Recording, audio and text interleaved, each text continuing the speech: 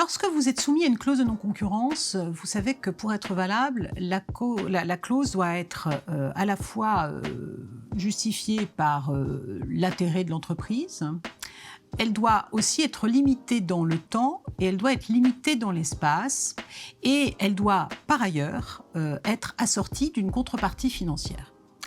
Si vous considérez que votre clause n'est pas valable, et que, par exemple, la contrepartie financière est trop mineure.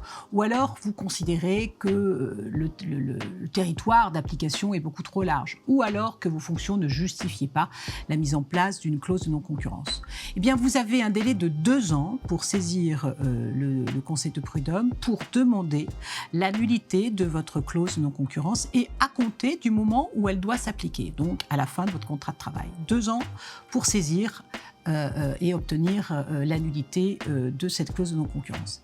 Par contre, si vous considérez que votre clause est tout à fait valable, mais vous avez une contrepartie financière et que votre employeur ne vous verse pas la contrepartie financière, eh bien, la contrepartie financière doit être réglée dans un délai de chaque mois, c'est une contrepartie mensuelle qui doit vous être versée. Eh bien, votre délai pour saisir le Conseil de prud'homme, c'est 3 ans à compter de l'échéance mensuelle qui n'a pas été versée. Voilà.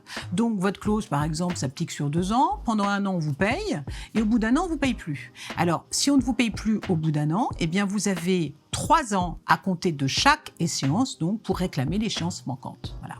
Donc ça, c'est le deuxième cas. Et puis, imaginons, vous avez été soumis à une clause de non-concurrence que vous avez respectée. Vous avez par contre un employeur qui ne vous a pas payé l'indemnité donc de non-concurrence et la contrepartie financière, mais vous avez, vous, respecté la clause.